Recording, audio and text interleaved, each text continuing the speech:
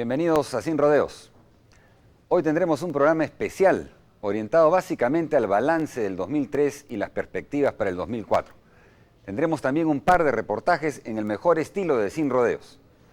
Para el balance y las perspectivas hemos escogido dos procesos de gran importancia para el país que desde nuestro punto de vista en el 2003 han dado sus primeros pasos, pero aún no se han echado a andar.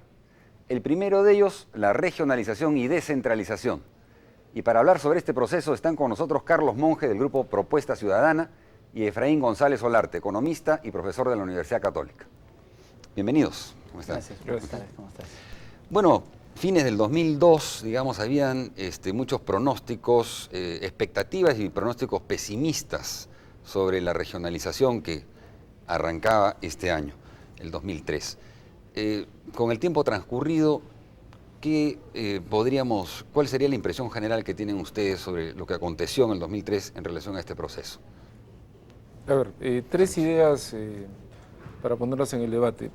Lo primero es que en un país donde se promete mucho y se cumple poco, hay que decir que la descentralización ha cumplido las metas mínimas y el cronograma mínimo que se había establecido. Se eligieron las autoridades regionales y municipales el 11 de noviembre, se instalaron estos nuevos gobiernos regionales y nuevas autoridades municipales el 1 de enero. El Consejo Nacional de Descentralización presentó a fines de marzo el Plan Anual de Transferencias del año 2003. El presidente Toledo lo anunció al Congreso y al país la primera semana de abril. En julio se inició la transferencia de los proyectos especiales y en octubre se inició la transferencia de los programas sociales. En el camino, además, se aprobó la ley de presupuesto participativo, se ha aprobado también el reglamento y está en plena discusión, a punto de aprobarse la directiva, de manera tal que se institucionaliza esta idea de que los presupuestos deben ser hechos de manera participativa, concertando con la sociedad civil. Entonces me parece que es un buen punto de arranque. ¿Compartes esta impresión, Efraín? No, la verdad es que sí. Haber iniciado la descentralización es un tema bien importante en un país que ya ha fracasado 6 veces haciendo descentralizaciones. Creo que la descentralización no solamente es una reforma política y económica, es sobre todo, creo, un momento de quiebre en el Perú, en el sentido que también se está tratando de reformar el Estado al mismo tiempo. Entonces, creo que con un estilo a la peruana, ¿no?, de descentralización, con un poco de improvisación, con un poco de falta de leyes todavía que faltan por aprobar, pero con mucha expectativa. Entonces, a mí lo que me preocupa del proceso de descentralización es que las expectativas sobrepasan a la oferta de descentralización de parte del gobierno. Y creo que ese es un tema para el año 2004. Uh-huh. ¿Es manejable esas expectativas? ¿Son manejables? En la medida en que el Ministerio de Economía comience a desembolsar los recursos que deberían ir a los gobiernos regionales y locales en función del cronograma de transferencia de competencias y funciones, si se hace de manera ordenada contra los presupuestos y los planes concertados, podría convertirse al mismo tiempo en un elemento técnico para mejorar, digamos, la administración del gasto público, pero también podría convertirse en un elemento de tranquilidad para el país. Es decir, todos los movimientos que tenemos a nivel regional es parte de este descontento y se requiere alguna respuesta de parte del gobierno. Ahora, justamente sobre eso, Carlos, tú has mencionado de estos proyectos especiales que se están transfiriendo y también los programas sociales. De los proyectos especiales tengo entendido que hasta ahora se han transferido 7 de los 9, ¿no?, que estaban previstos para este año. Y no hay mayores explicaciones de por qué se escogieron esos proyectos y no otros, y todavía hay una nebulosa respecto a lo que son proyectos especiales que van a los gobiernos regionales. Y por otro lado están los programas sociales que van a los municipios y que también son poquísimos en realidad los municipios que han logrado, digamos, acreditarse como capaces de recibir estos proyectos. Creo que son 67 provinciales y 241 municipios locales, ¿no es cierto? Que también es un número relativamente bajo, especialmente en lo que se refiere a municipios locales, y debe ser muy mínimo prácticamente en las zonas rurales y pobres, ¿no es cierto? Ahora, ¿esto qué significa? O sea, ¿qué expectativas podemos tener para el próximo año? ¿Es hay todavía que definir criterios para estos requisitos, ¿no? Que sean más flexibles en algunos casos o no, o se han demostrado que son realmente útiles cuando hay casos de corrupción que han de todas maneras zarandeado el proceso de descentralización.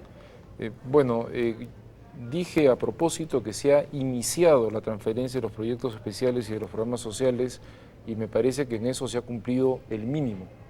Efectivamente falta mucho por hacer. Ahí hay muchas incertidumbres antes que respuestas planteadas.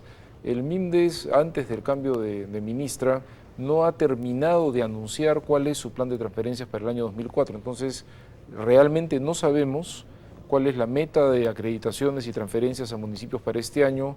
No sabemos a qué ritmo, cuándo y con qué orden van a ingresar aquellos 9 programas del PRONA que todavía no se han transferido y aquellos varios otros programas del MIMDES y de otros ministerios que no han iniciado la transferencia. Lo mismo en proyectos especiales. Se anunciaron 9, se ha procedido con 7, pero faltan como 13.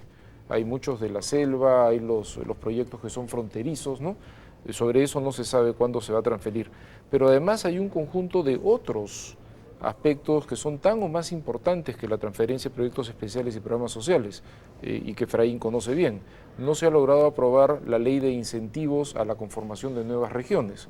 Por tanto, el proceso de referéndums, de consultas populares que en primer y segundo momento deben definir cuáles son finalmente las nuevas regiones del país, va a tener que postergarse, no va a poder ser hecho en el cronograma en que estaba establecido. No se ha aprobado la ley de descentralización fiscal, no se ha terminado de aprobar cuál es la jerarquización de los activos, por tanto no se sabe qué activos son del gobierno central o las regiones.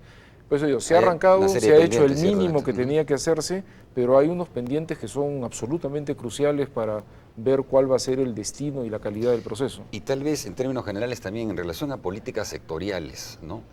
O en realidad en relación a armonización de políticas públicas. ¿Se está trabajando y se ha incorporado esta perspectiva de la regionalización y la descentralización? Ese es un buen punto. ¿Sabes por qué? Porque escuchándolo a Carlos, yo decía, bueno, programas sociales a las municipalidades, grandes proyectos a los gobiernos regionales. Bueno, ¿dónde está la política social del gobierno? ¿Dónde está la política sectorial del gobierno? Y es aún más, la política macroeconómica. Estos precios relativos, en mi criterio, no sirven para la descentralización. ¿Por qué? Porque un tipo de cambio atrasado, como el que tenemos, desincentiva las exportaciones, desincentiva la inversión en provincias y más bien incentiva las importaciones. Entonces ahí me parece que hay un tema grande que no se está tratando. Es decir, si bien hay un proceso de descentralización, no hay una estrategia de descentralización en el sentido de tener un conjunto de políticas públicas armonizadas y dentro de ese conjunto de políticas, la descentralización, ¿cuál es el papel que juega? Ese creo que es el tema que debería tratarse de aclarar, porque, como dice Carlos, o sea, tenemos gobiernos regionales, pero no tenemos regiones. Entonces, esa es una contradicción. Un gran tema por delante. Sí. Bueno, lamentablemente el tiempo sí nos ha ganado en esta oportunidad, pero es un tema, ciertamente que hay que darle seguimiento a ver si cobra fuerza integrado efectivamente a las propuestas en general que debe conducir el gobierno central, ¿no? Bueno, muchísimas gracias por su participación, Efraín. Gracias. Carlos. Gracias. Vamos a una brevísima pausa y regresamos con el segundo proceso, que si no ha dado sus primeros pasos, por lo menos ha empezado a gatear en el 2003, la reestructuración de la Administración de Justicia. Volvemos.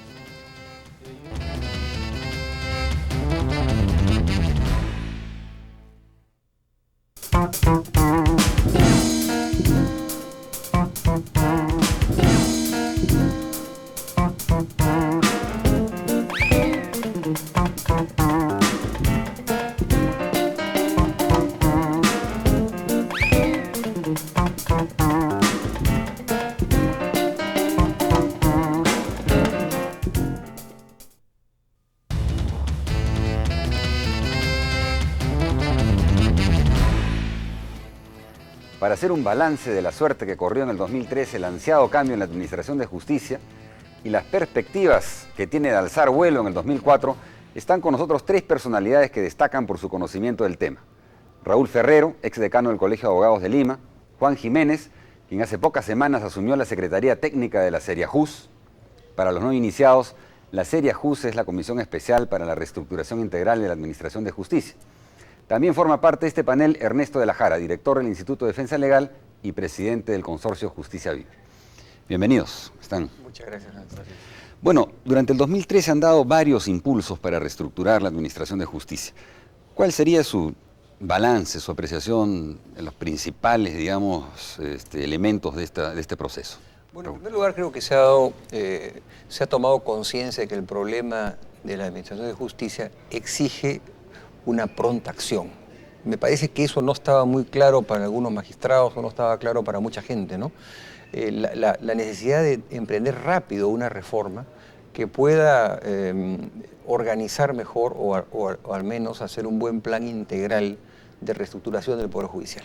Ahora, ¿es una reforma rápida o una reforma, digamos, de largo aliento, pero que incluya medidas inmediatas? Bueno, la idea, por lo que estamos viendo, en un principio la idea era hacer una reforma o un plan integral a 10 o 20 años.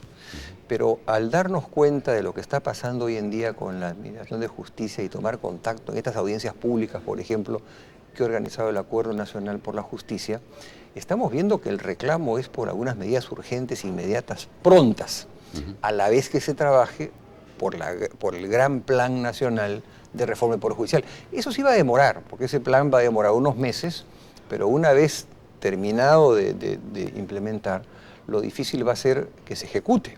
Entonces yo creo que lo ideal es hacer un plan nacional a mediano y largo plazo, pero entre tanto, y ya se han presentado unos proyectos de ley a ese respecto, hacer algunas reformas urgentes de las cosas más inmediatas, porque si no, la gente puede perder toda la fe en el plan a mediano y largo plazo si ahora no se acometen algunos de los problemas que tiene el Poder Judicial y no se solucionan cosas urgentes, ¿no? Ahora, Raúl, justamente, ¿sería un déficit, digamos, del proceso en el 2013? Digamos que hubieron las intenciones y se empezaron los procesos de más largo aliento, pero no chorrió, como sería en la economía, crece, pero no le llega al ciudadano en la calle.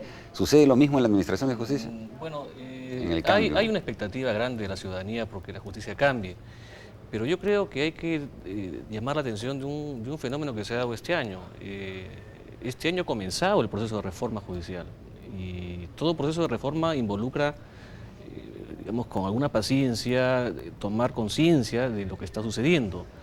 Y lo rescatable del proceso es que, en primer lugar, el sistema de justicia y en concreto el Poder Judicial, por ejemplo, ha tomado las riendas del asunto en el sentido de establecer que hay una crisis del sistema de justicia. Y a partir de entonces, formulado la necesidad de iniciar un proceso que va a ser, me imagino yo, de largo aliento, porque los problemas son estructurales, hay una crisis de justicia en el país, y que va a tomar su tiempo, reitero, y en esto han desembocado varias iniciativas, como por ejemplo la que lidera el doctor Raúl Ferrero en el Acuerdo Nacional por la Justicia y la que se está gestando ahora con la famosa Comisión de Reformas o Seriajus.